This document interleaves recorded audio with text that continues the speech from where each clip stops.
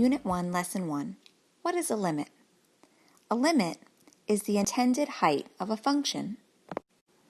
If we look at this first example here, we have a smiling parabola, and there's no holes, no breaks. This is a nice, smooth, continuous curve.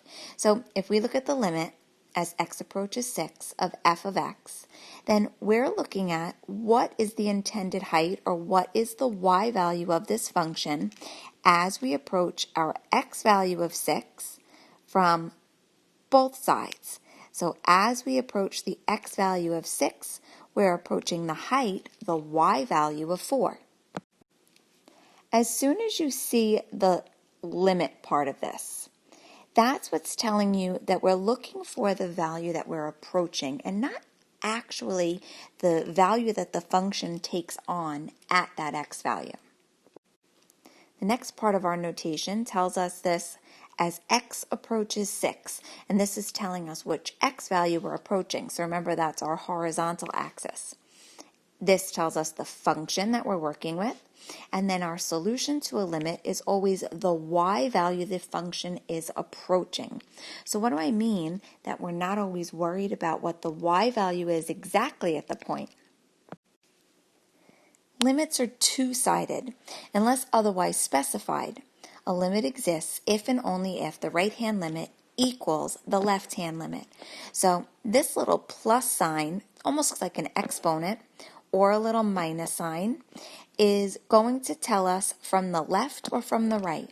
So as we approach, in this case 6, from the left side, and as we approach 6 from the right side, if those both equal the same value, like in this case they equal 4, then the limit exists and is equal to the y value that they were approaching. So let's take a look at example 2 here. This one's got a little something different going on. Take a second, plug this function into your graphing calculator, and then start the video again. Now when you plug this into the calculator, it should look like a straight line. But there's something that we know about this function that the calculator isn't showing us right away.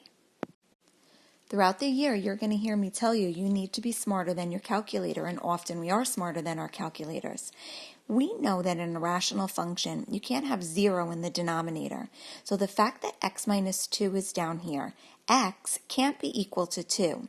So although this looks like a straight line, if you zoom in, you're actually going to find that there's a missing point at x equals 2. There's really a hole in the graph at 2, -2, and we can do that by putting an open circle, or I call it a bullet hole, in the graph. This means g at 2 is undefined. That y value doesn't exist. However, if I ask you for the limit as x approaches 2 of g of x, you'll notice that this is different notation. This is not asking me to evaluate g at 2. It's asking for the limit. What is the intended height of the function as I approach 2? Since it's not specifying a direction, I have to come in from both sides, and I'm meeting at the y value of -2. So the limit as x approaches 2 of g of x is the intended height of -2. You're not always going to have your graphing calculator or access to the graph of a function, so we can also solve it algebraically. So the limit as x approaches 2, and instead of writing g of x, I plugged in the rational expression, x squared minus 6x plus 8, all divided by 2. We can factor and reduce this. When reduced, if now we take a look at the limit as x approaches 2, and we just look at the reduced form, x minus 4, that was the line that we thought we were looking at when we first graphed this. And if we substitute in the 2 for x, then 2 minus 4 is the -2, the y value that we can see graphically. We'll focus more on algebraic methods in lesson 2. Let's talk about now then, if this is when a limit does exist, then when doesn't a limit exist? 2 bullets. If there's a break in the graph, a jump discontinuity, meaning the left-hand limit is not equal to the right-hand limit, that you're not meeting up when you approach from both sides. Another thing that we could have is if there's a vertical asymptote, which means there's an infinite discontinuity. Best way to show you these is with an example. So let's take a look at example 3 where we're given this piecewise function and we're asked to evaluate many limits from the left, from the right at the point. Let's see what happens. Part A, the limit as x approaches 0 from the left. Okay, remember that's not a negative sign in terms of an integer, it's a direction. So here's x equals 0. If I'm coming in from the left, just one side, I'm approaching the y value of 1. But in part B, it's asking me to approach from the right. Now as I approach from the right side, I am actually approaching that bullet hole. But remember, the limit is the intended height of the function. From the right side, this is intending to go to, now it's not exactly -1, maybe that's -0.75. The limit can exist when you are approaching a hole in the graph. The limit does not exist, let's look at part C, when the left and the right side don't meet. So when I'm asking you for the limit as x approaches 0 with no direction, that means we have to come in from the left and the right at the same time. Now there's a break in the graph. Coming from the left is not matching up, we're not meeting the side from the right. So this is when the limit does not exist. Part D, the limit as x approaches 2 from the left side. So x equals 2 is here, and if I'm coming in from the left, well, this is actually going down to -infinity. And on part E, if I approach 2 from the right side, from the right, where is this headed? Positive infinity. So if from the left it's going to -infinity and from the right it's going to positive infinity, then the limit as x approaches 2 does not exist.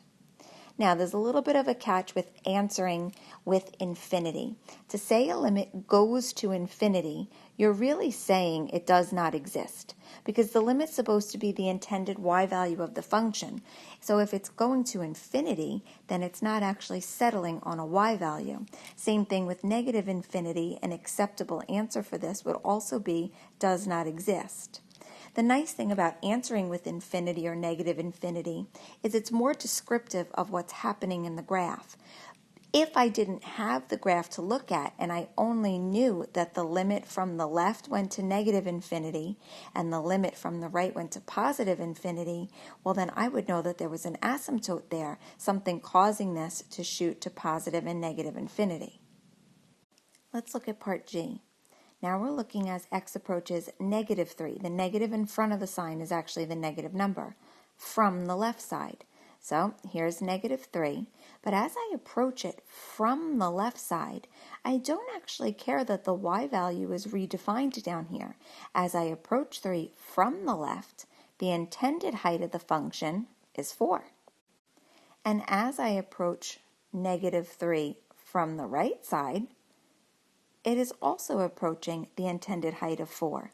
Remember, we are allowed to approach a hole in the graph as long as the roads meet as I approach from the left and from the right. They're meeting up here. It doesn't matter that it was a bullet hole.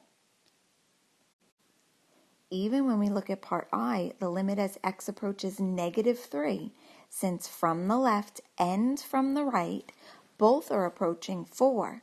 Both of these are approaching the y value of 4, then that means the limit exists and it's 4. But if I get rid of the limit notation, all of these were asking for the limit, the intended height. What if I just ask for the y value? F at -3 is the y value. Well, the y value doesn't exist here if it's an open dot. The y value is defined down here at 0.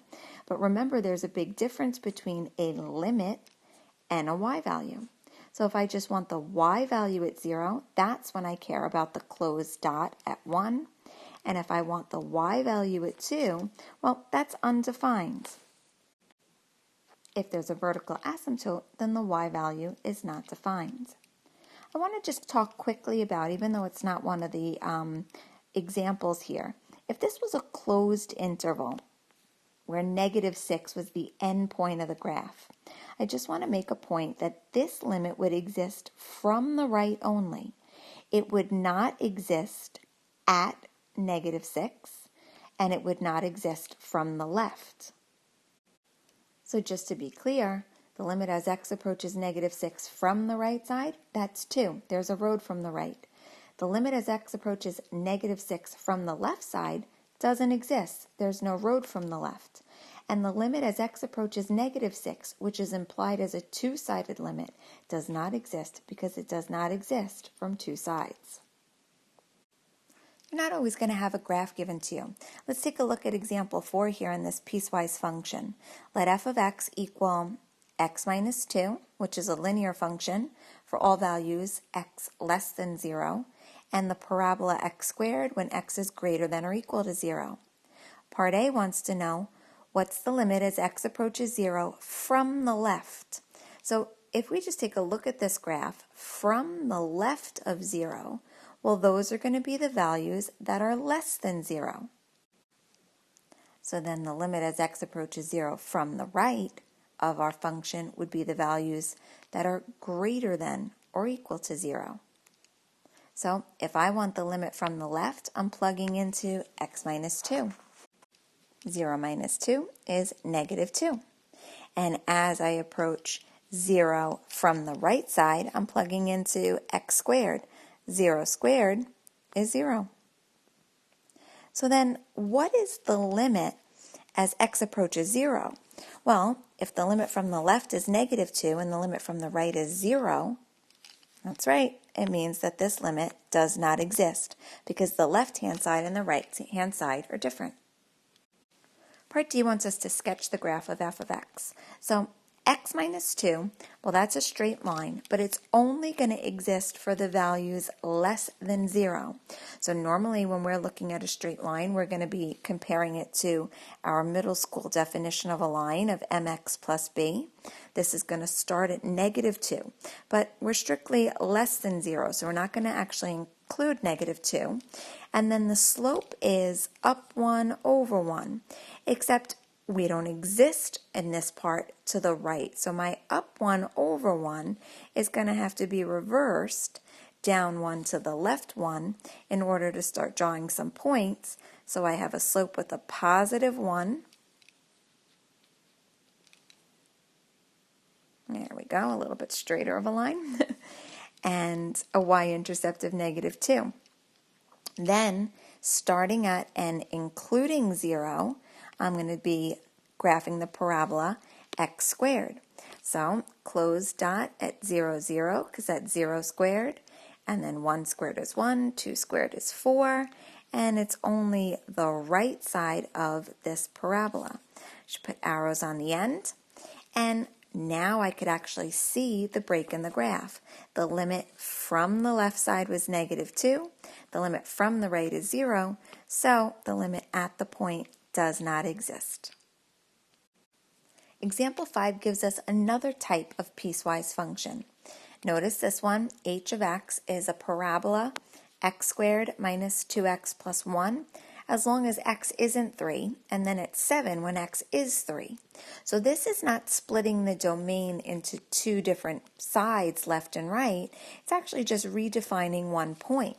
So when it asks me to evaluate the limit as x approaches 3, the limit is the intended height. It's the journey as I approach from the left and the right. So it's not necessarily the 7. 7 is the y value at 3, but what's the limit? I have to plug into this parabola to see what the intended height is.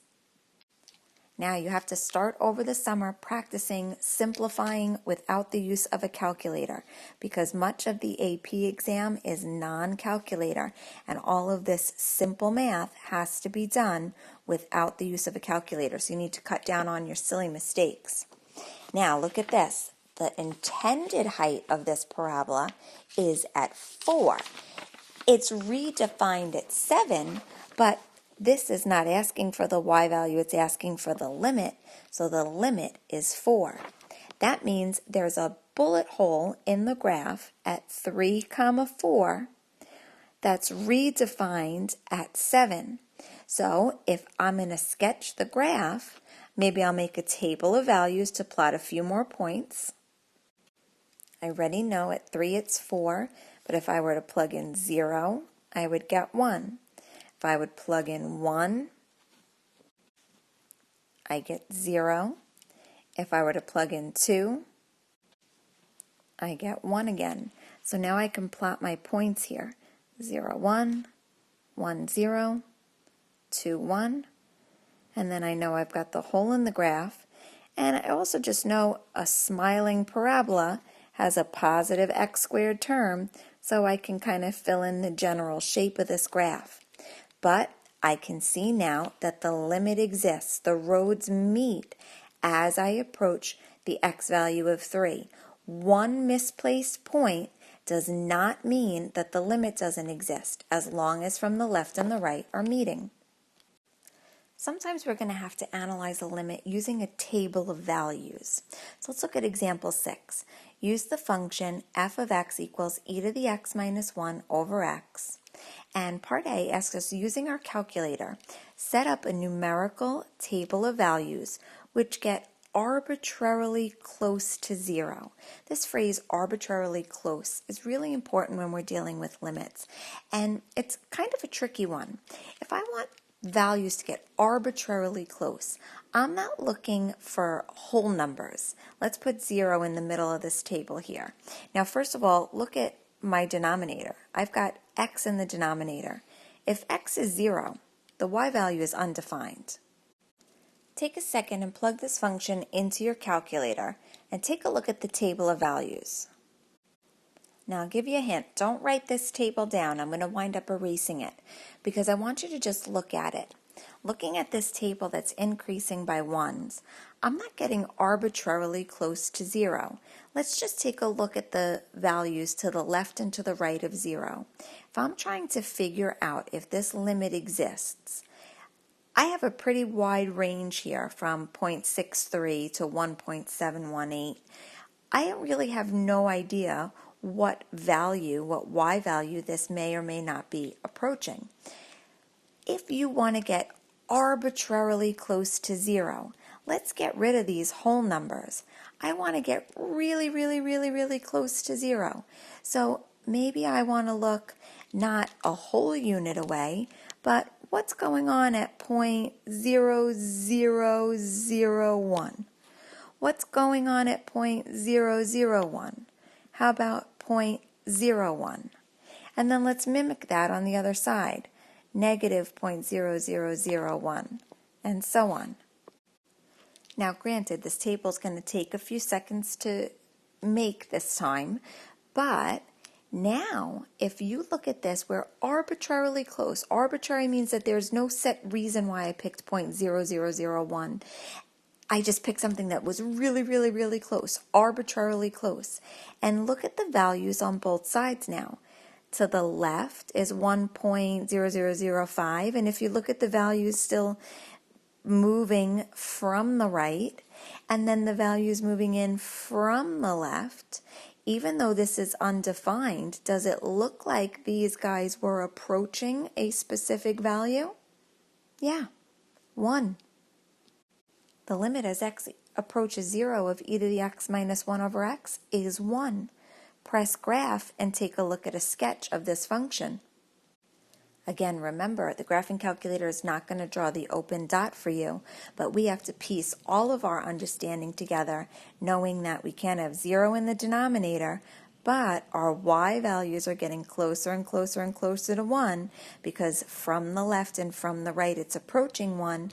The limit exists and equals 1, even though the y value itself is undefined. Number 7, the graph of function f is shown below. Estimate the limit of f of x as x approaches 2 based on the graph. So as x approaches 2, this means it's a two-sided limit.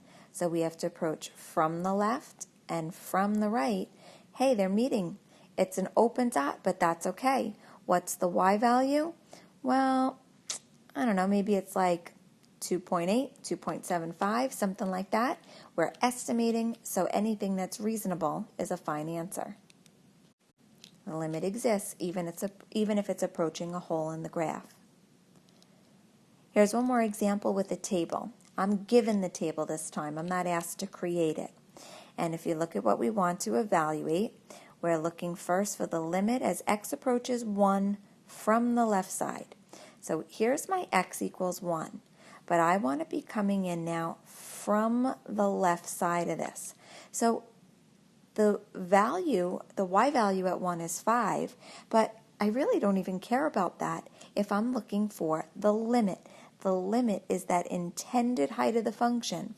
So looking at your y values from the left, 1.67, 1.76, 1.91, 1.98, what does this look like the intended height of the function from the left is? Yeah, 2. So what about if I'm approaching one from the right side? Well, now we're coming in from this way. 4.36, 4.23, 4.12, 4.03. What are we approaching as we come in from the right? Looks like we're heading to 4. Uh-oh. From the left, we're approaching 2.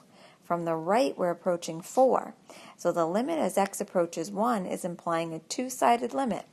They're going to different values, so this limit does not exist. I want to sneak in one quick algebra review before we finish this first lesson, and it's factoring perfect cubes. Everyone seems to be good with remembering MAM, or factoring a trinomial, DOPS, difference of perfect squares, GCF, factoring out a greatest common factor. But what about these perfect cubes? All right, you could have difference of perfect cubes, and when you factor them, this is the pattern, and you might have heard the cube root, square multiply square. Even the sum of perfect cubes, cube root, square multiply square. But how do you know the signs? The signs always go keep the sign, change the sign, always positive. Keep the sign, this was a plus, so we keep the sign, change the sign, always positive. Cube root, square multiply square, keep, change, always positive on the signs. Great work.